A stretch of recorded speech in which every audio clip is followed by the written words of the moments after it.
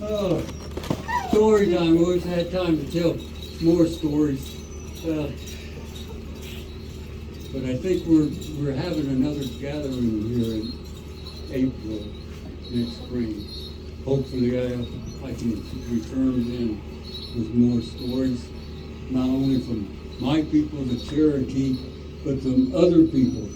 Stories I tell are not my stories. They're from many of the peoples of this country, from Maine to Mexico, from Alaska to Florida, and from many people in between. I am Cherokee Choctaw. I have been coming to Red Place since, back in the late 70s, before this was declared as a National State Historic Park. I worked for the Great Smoky Mountains National Park for 22 years, retired and decided to do something honest for a living, so I took up storytelling. I do have another interest, mushrooms. If ever you find mushrooms and wonder what they are, I'll probably have a name for you. I've been doing studies in mushrooms since 1972. I have many pictures. I don't know whether to tell this now or not, but I guess I will since I'm on the subject. I have over 700 species of mushroom that I know, identified, and looking at producing, or having produced a book. Translation from the Greek, Latin, English, bad English, literally to the literal Cherokee language, and that literal Cherokee language back to English. Hopefully within the next 3 years, I'll have it in publication, maybe. If until then, you have questions on mushroom and happen to see me somewhere about, feel free to ask. Anyway, story time. Story time from the long ago, when people walked and talked to the birds and animals of the forest. In the long ago time, in the distant mountains, the Blue Mountains of the Great Smokies, in a large valley there was a lake, a Tagahee. It was a magic lake where wounded animals, sick animals, would go to dip themselves in the water and become whole again.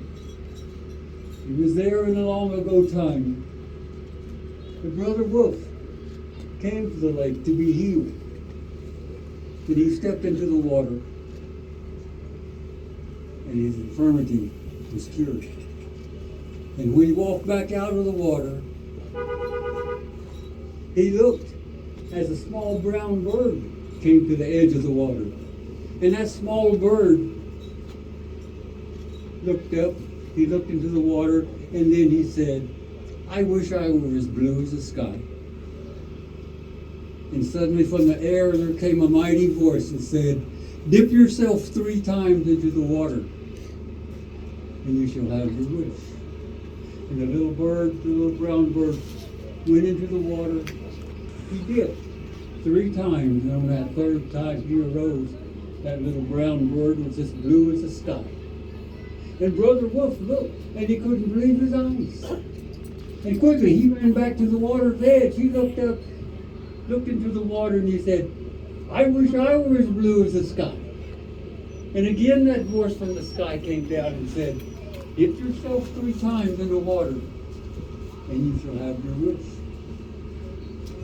And Brother Wolf, he jumped into that water. He dipped 3 times, and on the 3rd time he came up, he too was as blue as the sky.